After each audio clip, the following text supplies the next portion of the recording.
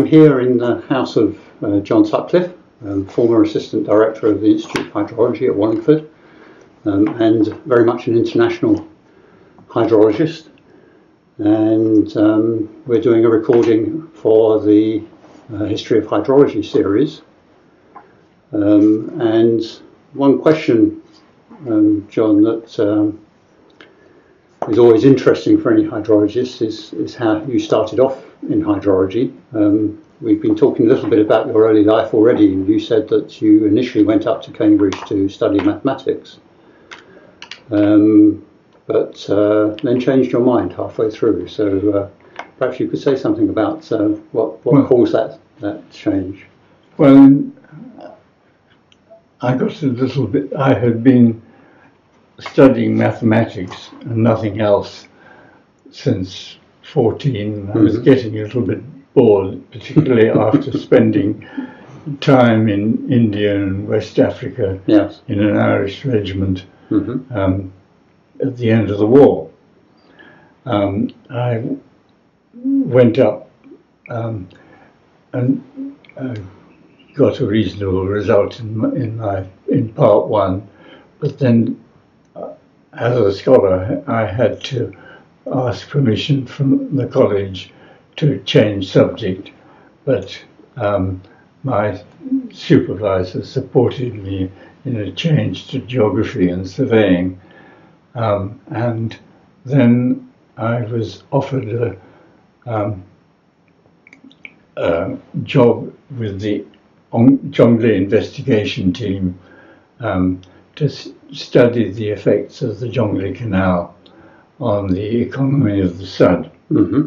And went on the independence of the Sudan,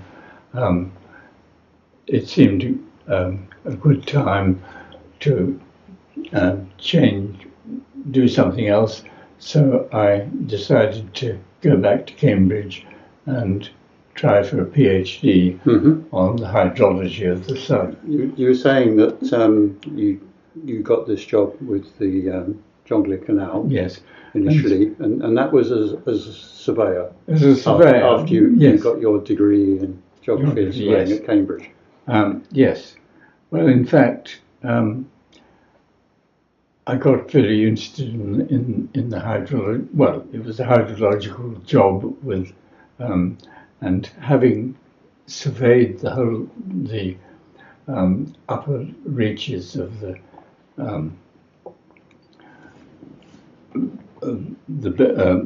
floodplain, I got interested in the interaction between the hydrology and the ecology, and in fact I was able to study the hydrology by using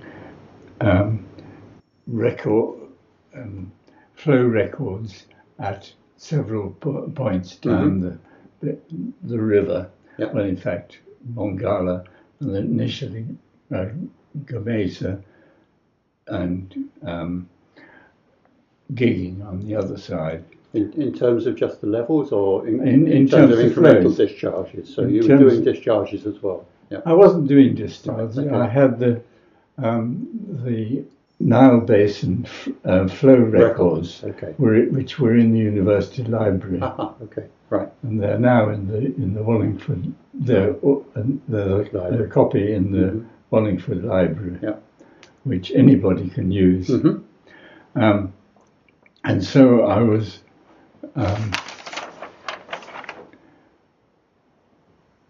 able to work out the increase in volume during the flood and the decrease, and could turn that into levels. Yes.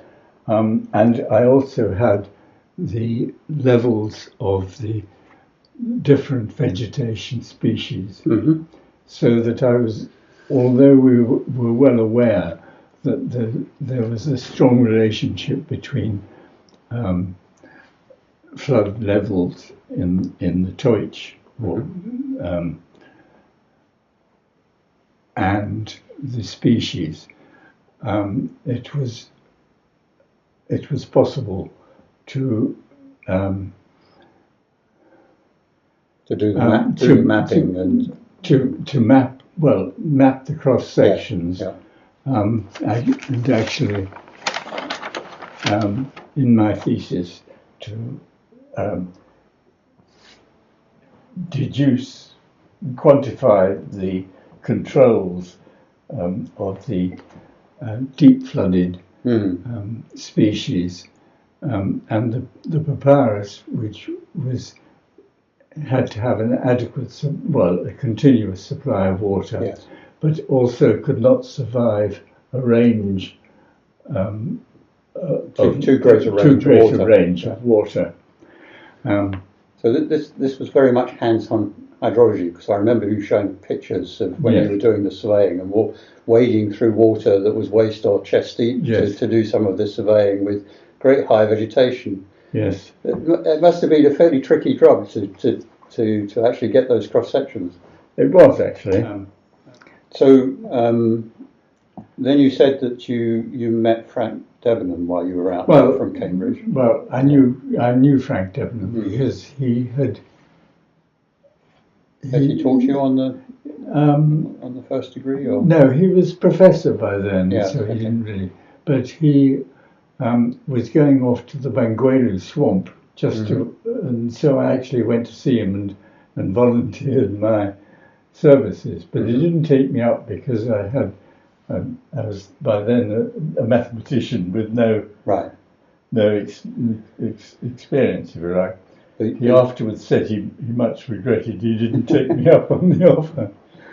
But you contacted him after doing this survey work. Doing a PhD at Cambridge. Yes, and he said he visited us during this study, and he said I had a more than adequate amount of material. I actually had to go and see the Secretary of Research Studies because, what with the army and other things, it was time to earn a living, so I was asked to do a PhD in 2 years. Okay. But well, at least you've done most of the field work beforehand. As I'd done on the basis that I'd done the field work beforehand. When I was getting to the end of the PhD, I was able to work out the mathematics, the quantities of flooding and relate those to the different species and vegetation. Yeah, and so that we had the team as a whole had realized the link between elevation and vegetation and flooding and vegetation, but I was able to quantify it and indeed to relate it to the wetlands of the Okavango, Senegal, and Niger floodplains, and they sort of tidy. They all linked in together. When I had finished the thesis, I went to see the career board and was introduced to Sir Alexander Gill and Partners, who they took me on for various interesting jobs.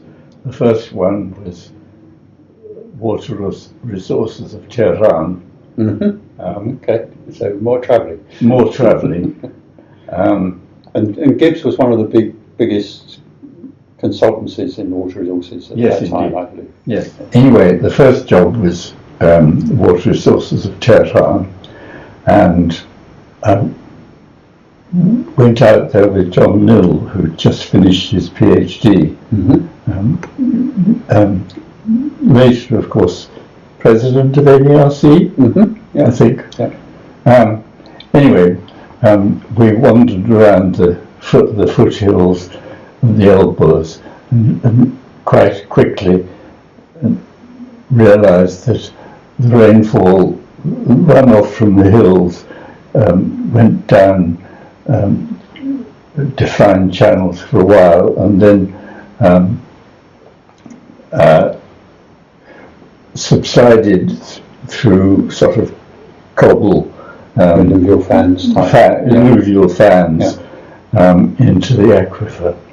So I did a general review of the whole situation, measuring the runoff at one or two sites where they were measured, and asked the authorities to measure several more streams,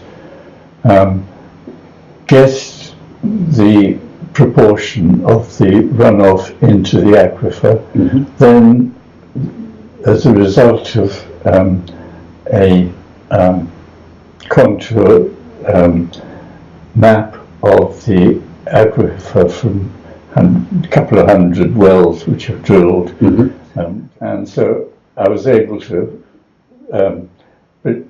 produce a groundwater map, essentially. A groundwater map. Anyway, I got a fair correspondence between the estimated runoff from the mountains, the flow through the aquifer, and the abstraction from the wells, all of which were, I could quantify.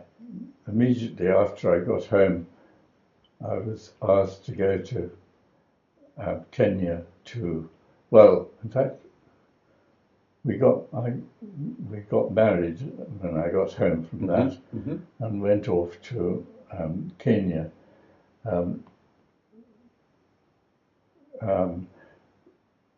Doing a balance between the runoff from the mountains near Nairobi to the irrigation needs, and was able, by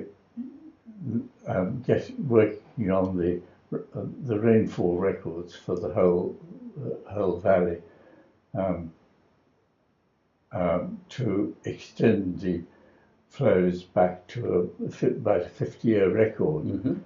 And using a form of correlation technique? Just using very simple correlations between. We didn't have computer models in those days for these things. Correct. We're still in the 1950s now. Still in the 1950s. Yeah. I might say I was relying at one stage in Sudan on facet calculator. Oh yes, I remember those. Yes. I remember coming into the office one morning, and this was an earlier one which you just had nails, use your nails, and blood came out of the calculator. And I realised that a bat had actually got into it. I was going to say they were difficult to keep going at the best of times, let alone in Sudan. Yes. Yeah. Oh, I was already in Kenya when one of my bosses said, would I like to go to New Zealand, because they had a dam which was a dam project, hydroelectric project, quite an important one, in which the runoff, as measured at the dam site over a 10-year period, was higher than the rainfall supplied by the Met Office isohydral map. Was this in the South Island or the North Island? North Island, oh, right. Okay. Tongariro, right. Mount Tongariro. So most of the records were measured at prison sites, and so I had to go around and talk to the prison governor. Went to talk to the Met office people who were very helpful. And then I was talking to geography teacher in the local school, very, very keen fisherman. And he said, well, one thing I've noticed was that although the isohydral map is based on westerlies, and we're on the lee of the volcanic Ruapehu and Tongariro, and I noticed that the heavy storms come from the north, from Lake Taupo. So I spoke to the climate people in Wellington, and he said, "Your friend is right. The heavy storms are usually from the north. And therefore our map is wrong. Not where the rain gauges were. Yeah. We will redo the maps. Problem solved. Yeah. I came home with a reasonable runoff on it. Yes. Yeah. So after Gibbs, how did you come to end up with the hydrological research unit in? Well, I was getting a bit bored. Slightly. Well, no, I wasn't. I had looked at despite all these interesting hydrological problems around the globe. Yeah. I had one or two jobs in Nigeria. I also was looking at the Gibbs was studying the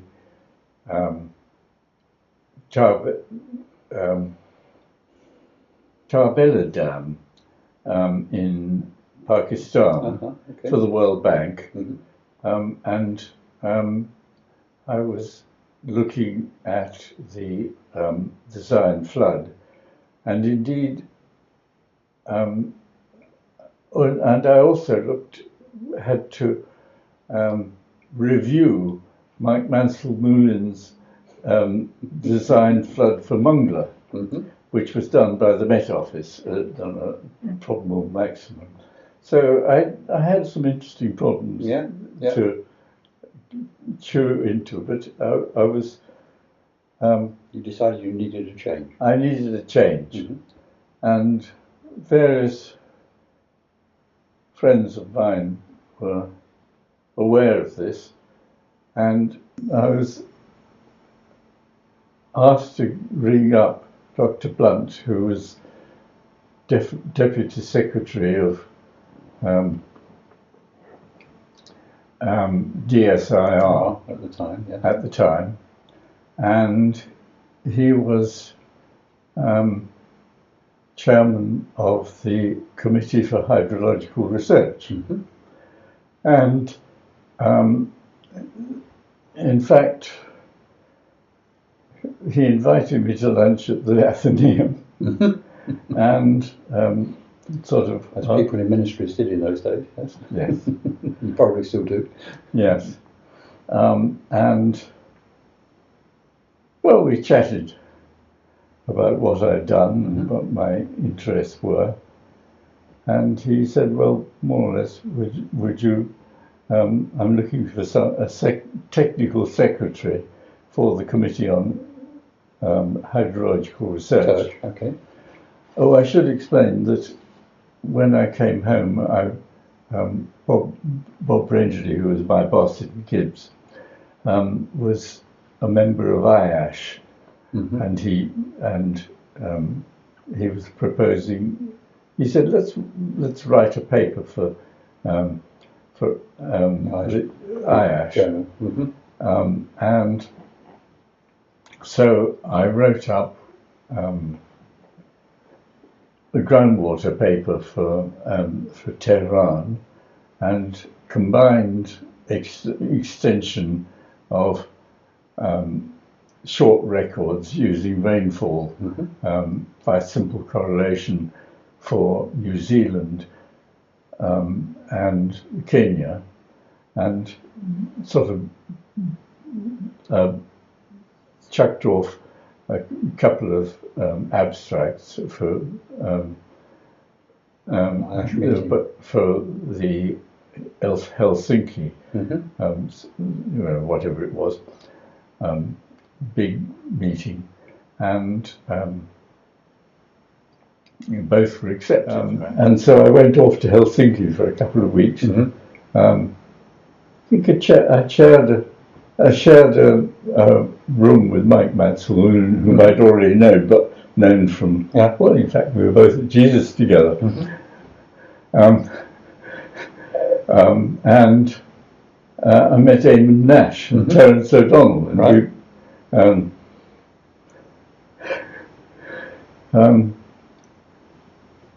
we had some Irish parties together. And so that I was quite amenable to the suggestion that I might join DSIR. Yes. I've got a copy of. My first job was to go around this country, or the UK, and review research which was being done and decide what was needed to be done, and where this hydrological unit should be placed. I really stayed clear of that last one because I obviously had preferences. Yes. Then at the first meeting of the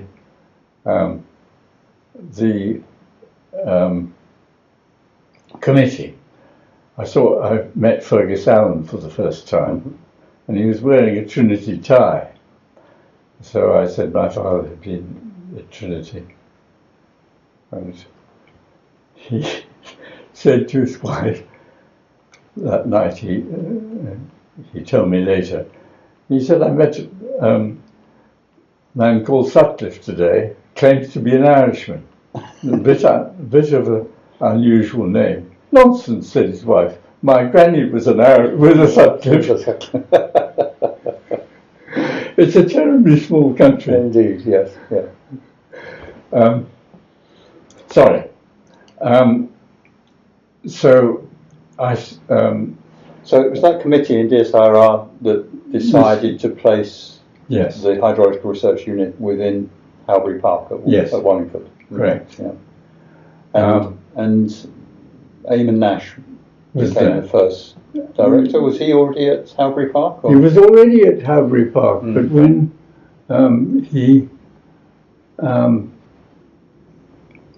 when at that point he decided to go off to Nigeria and probably earn some money.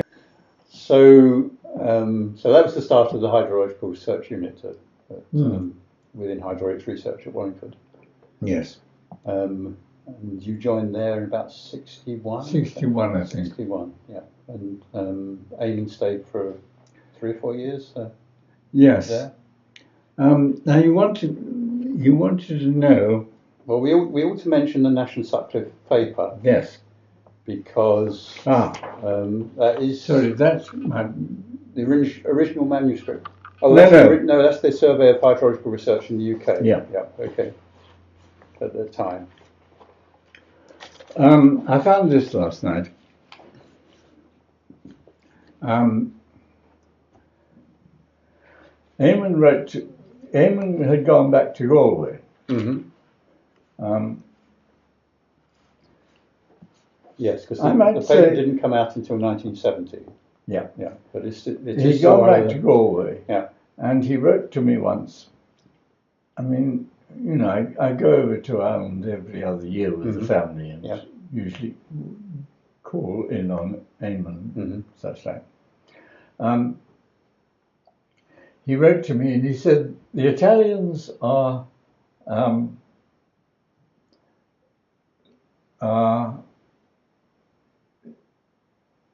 what's the expression?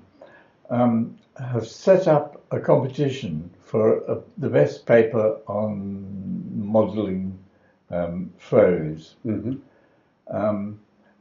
He came over every year to Wallingford, and we would do various things, work together on. He had a paper, in fact, in Helsinki, when I first met him. He had one of his papers which related runoff at Grendon Underwood to net rainfall. In fact, the main decider of the percentage runoff was soil moisture deficit, measured, or at that time just estimated. And so we worked around that, and he said, "Look, they're offering a prize of 10 to the n lira for this paper." At that time, yes. He said, "I have no idea how much it is, but let's give it a try. Let's give it a whirl." Yeah. So the result. That's the original manuscript. That is the original manuscript. Yes. I have 2 copies of it. If you'd like to borrow one. Okay. Although it turned into a 3-part paper in the end, didn't it? Well, it did. I think. Anyway, the one that's highly cited is the first part. I know, correct. Yeah. To be honest, I think Eamonn's were the ideas, and most of the thought.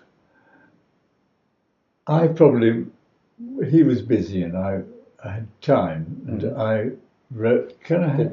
Oh, sorry. Much of the writing.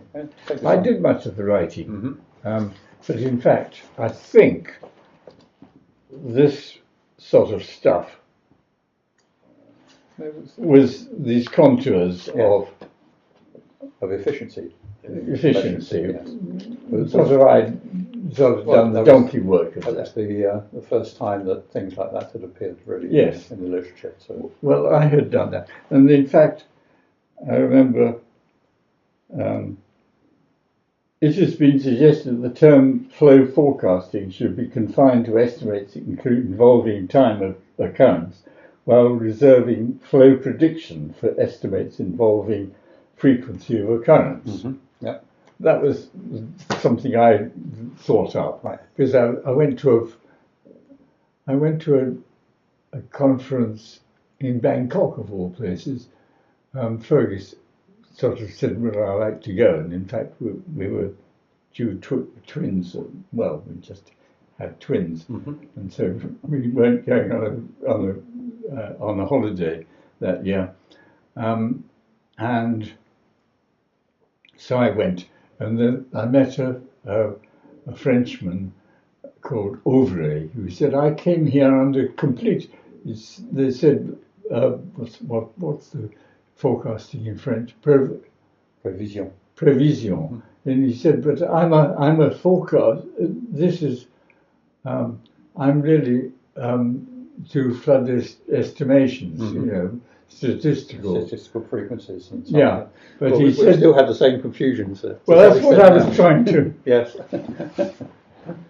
Not so long ago that I wrote a paper also trying to clarify the nomenclature and so on. So yes. Anyway, so that was the paper. I think we hadn't really got many. Oh yes, and he had a rather obscure. I thought it was a bit abstruse thing with different layers of soil moisture, and I liked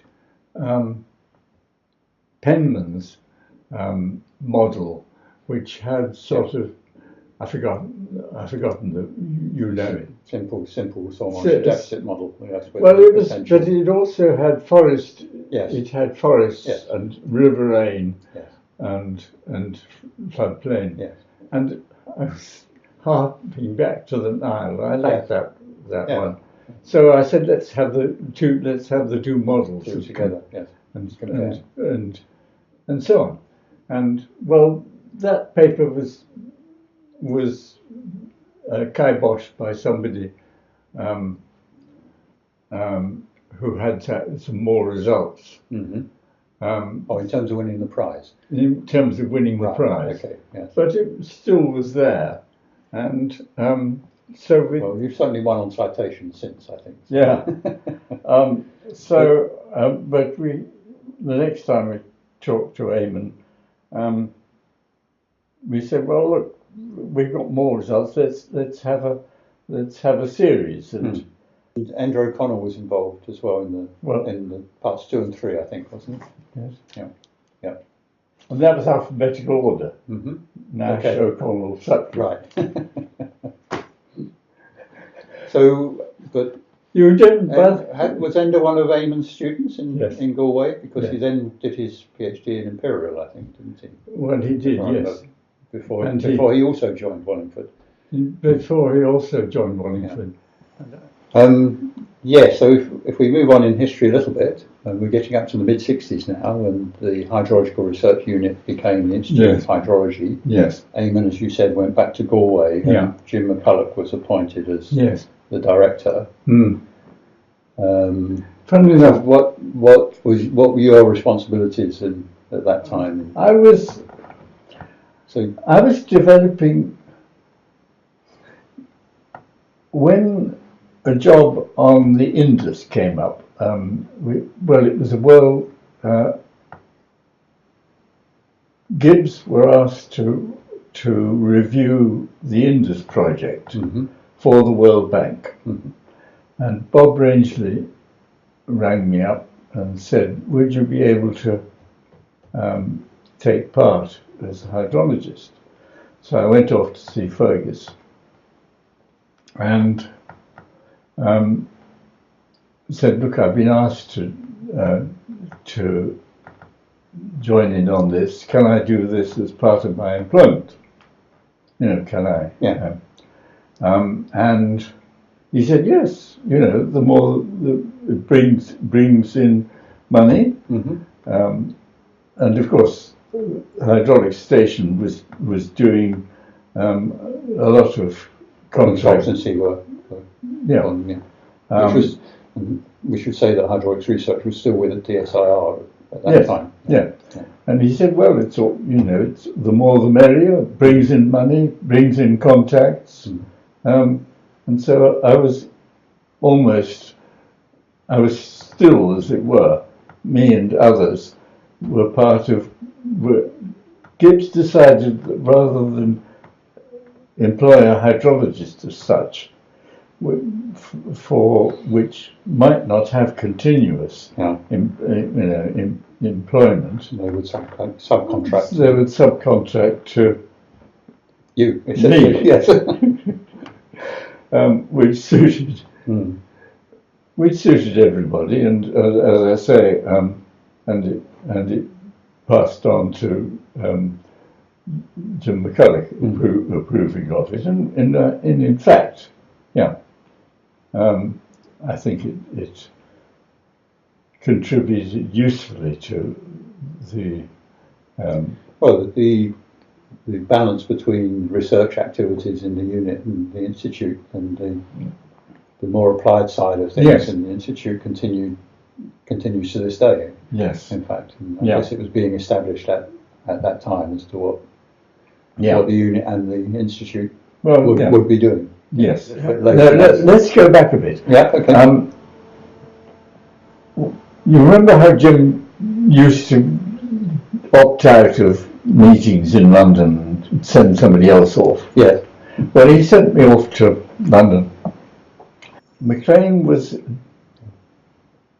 deputy director, senior chappie in London. Right. And I had to go up to a review meeting under McLean, whom I knew because my father was vicar of Harmondsworth, and he was at the Road Research Laboratory. He didn't like me.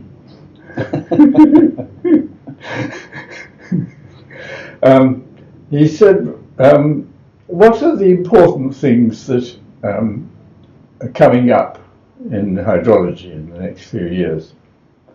And I said, the floods report. Wolf, I knew Peter Wolf quite well, but he didn't like my humour.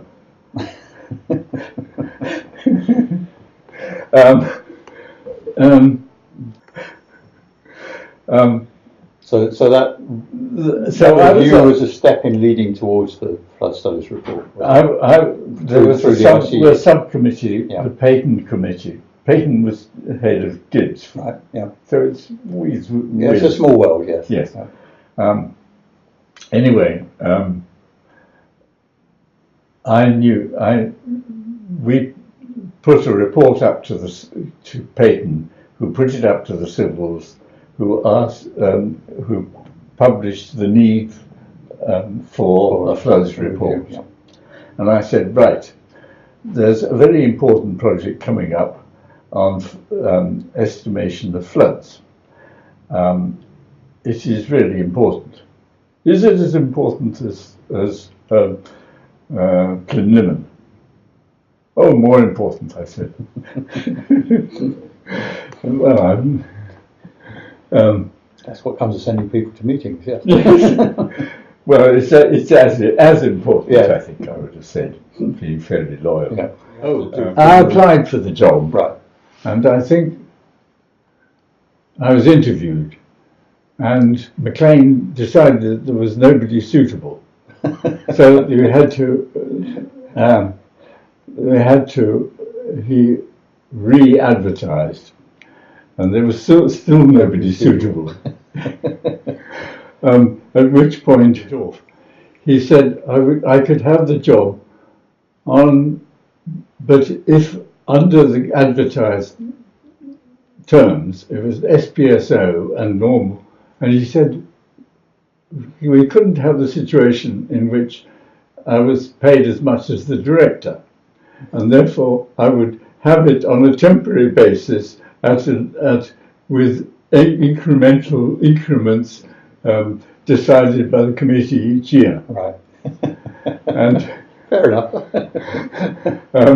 And I said I am not prepared to accept it except on the advertised terms. So then you had to recruit a team. Then I had to recruit a team.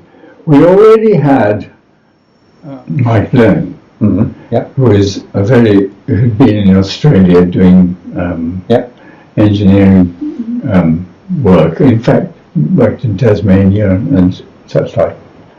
And he was an obvious candidate. So Con had already been recruited to the team, or he wasn't recruited? He was just sent over by Eamonn. You sent over by Eamonn. We used to have a regular.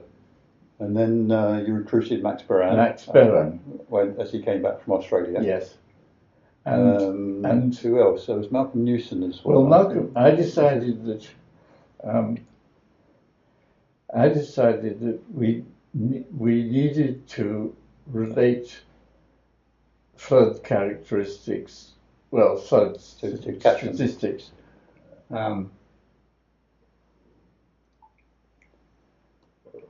catchment characteristics. So it'd be useful to have a geomorphologist.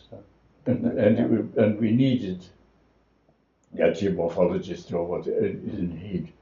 He played around with hydrology and caves and all this sort of thing. Yeah. But I knew him when he was at Bristol. So. Did what? I knew him when he was at Bristol. Yes, doing caving. Yes, he was at Bristol, and I thought that he would be a very good geomorphologist, and he worked well with Mike Learning. And then I recruited. I then decided that none of us had real hydrometric experience.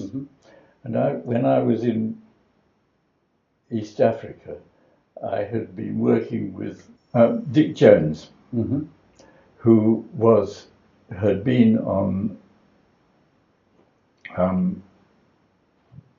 the Imperial College course. And when I went out to East Africa, I was advised by Peter Wolfe to get in touch with Dick Jones, who would be a very useful contact. Yeah. And he was, in fact, my sort of counterpart for the client.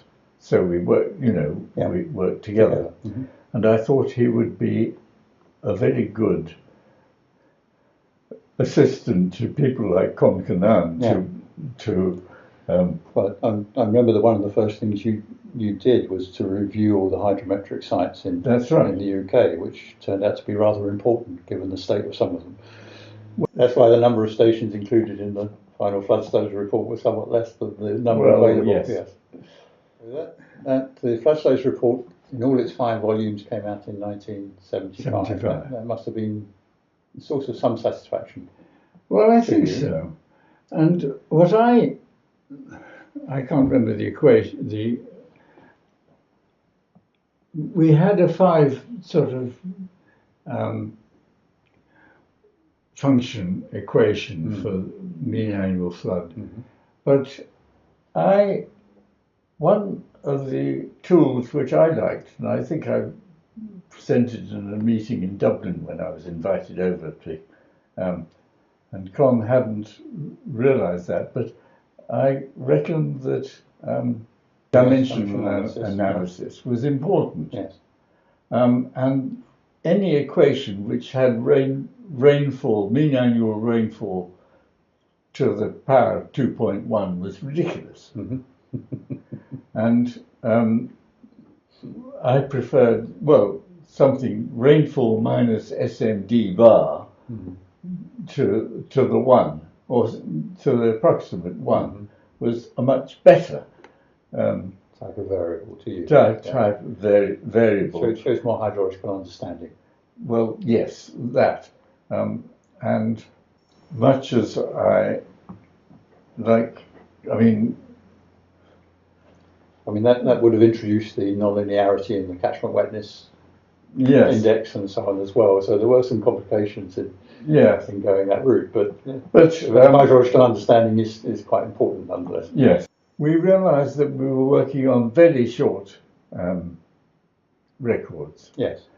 And incidentally, a rather short timescale as well to produce. And a short timescale. And in fact, we worked extremely hard. Yes. So that came out in 75. So you were then, you went back to being an assistant director for the Institute, or? Jim didn't like the idea of having I was never an assistant director. Right, okay. You were along the top corridor, I remember. But well, maybe so, but he was never an assistant director. Okay. Yeah. But you were leading more the applied side right. of the institute's work at that time. Yeah. Yeah. Were there any particular highlights from?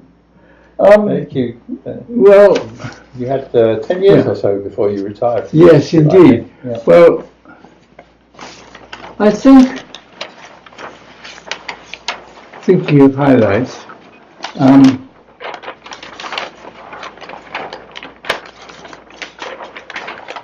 Yvonne Parks and I, there was another study of the Jonglei Canal, and Yvonne and I were asked to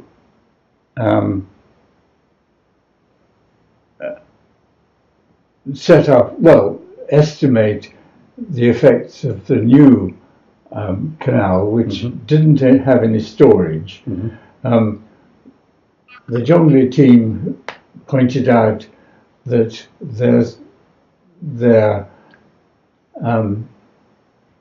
project with storage would result in reversal of the flooding, seasonal flooding in the Sudd, and it was completely unacceptable to the Sudan government, and that's what we reported.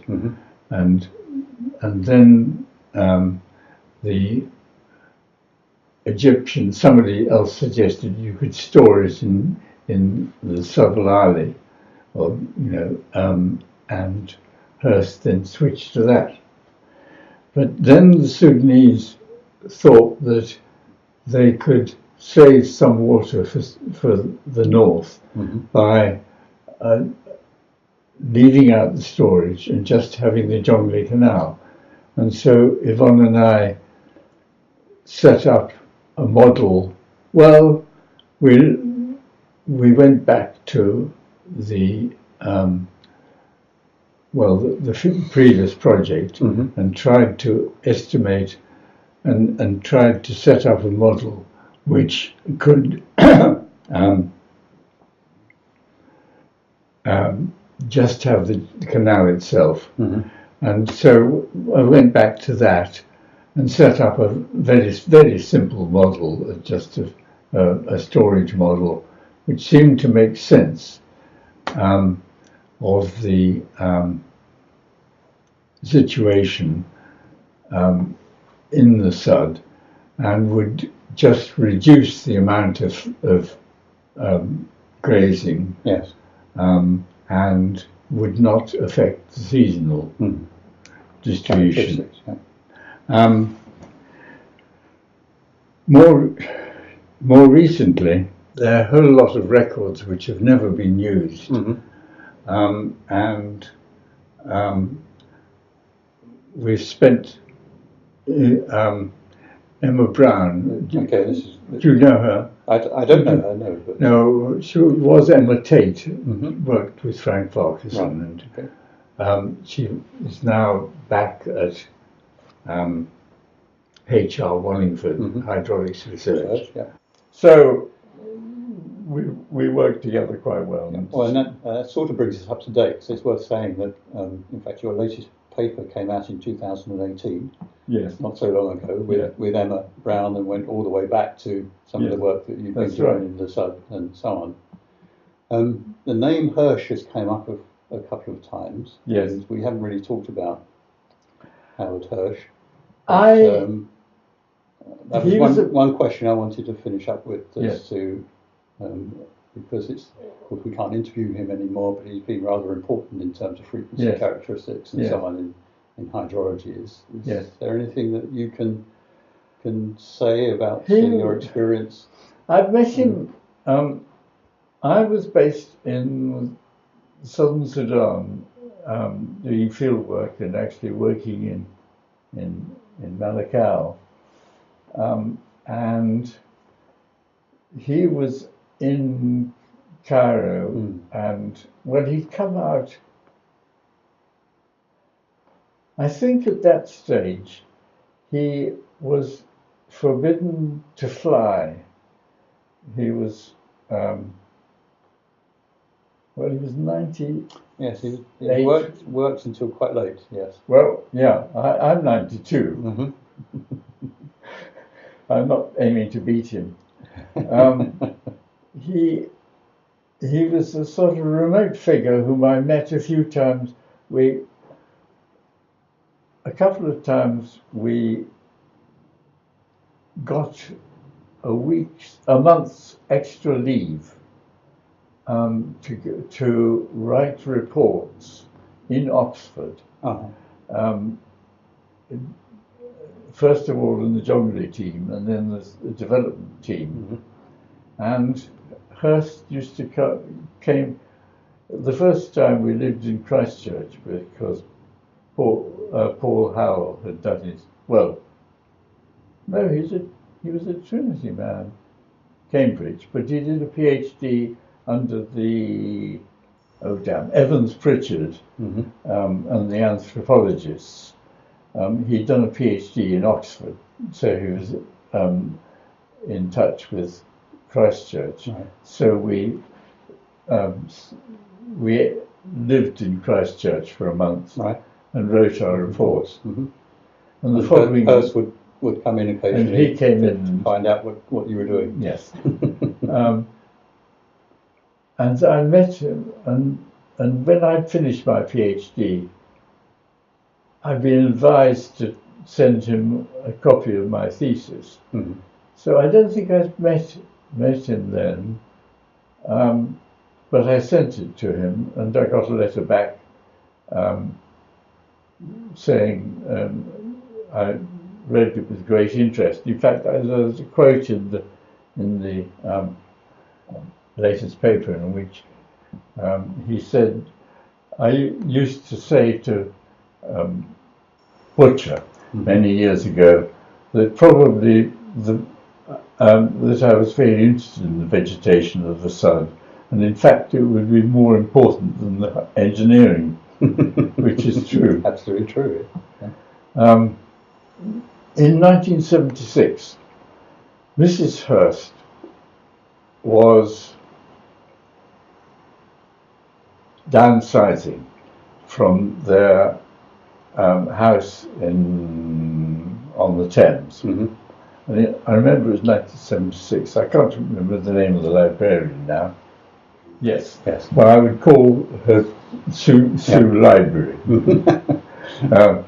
And she was approached by Mrs. Hurst that he had a lot of books for which he had no interest, and she was trying to downsize.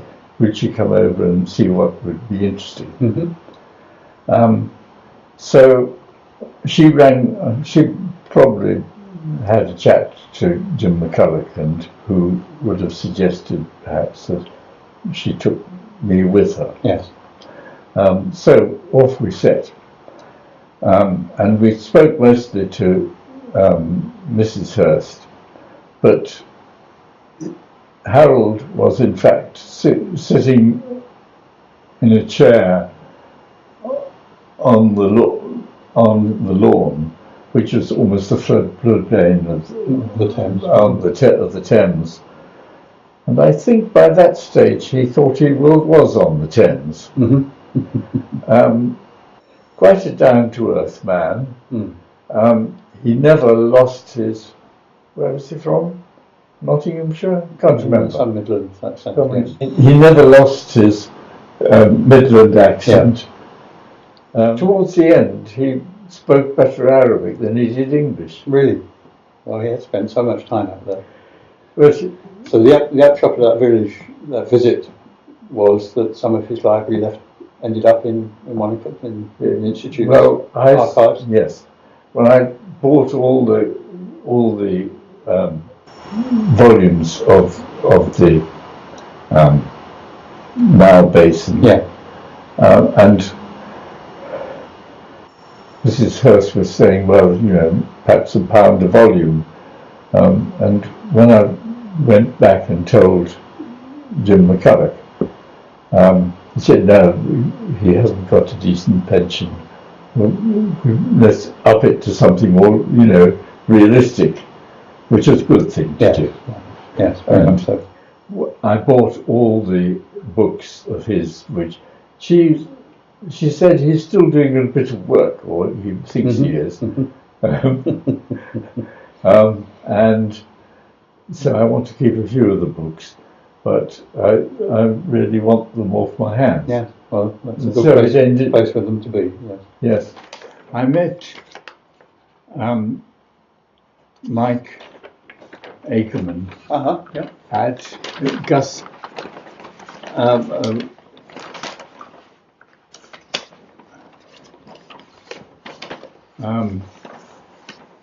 Henry Gunston's funeral. And I said to him very quickly, I've written a paper which is published in HSJ, in which I've worked out or confirmed the controls of the vegetation by the hydrology.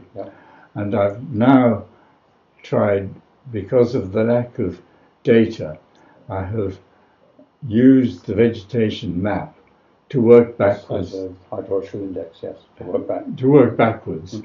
And I feel I ought to deposit some of my materials in the Hurst collection. Would that be a sensible place to put them? I hope he said yes. He said yes. That's good. That's wonderful. But this is the map that I'm going to. The vegetation map.